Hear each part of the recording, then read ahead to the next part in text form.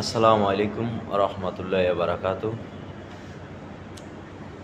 প্রিয় দেশ ও দেশের বাইরের প্রবাসী ভাইদের উদ্দেশ্য আজকে একটি কথা বলছি।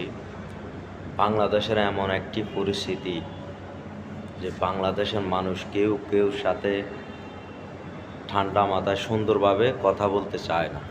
সবাই সবাইকে মনে করে বড়। মানুষ বর্তমানে হিংস্র প্রাণীর চেয়েও খারাপ হয়ে গেছে।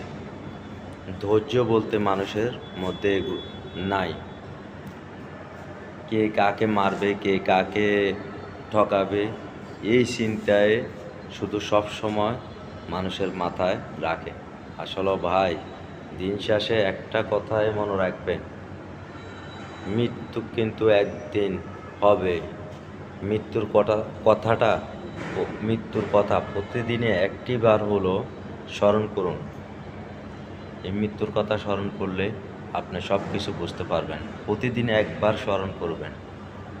ভালো থাকবেন, সুস্থ থাকবেন। আল্লাহ হাফেজ। সালামু আলাইকুম।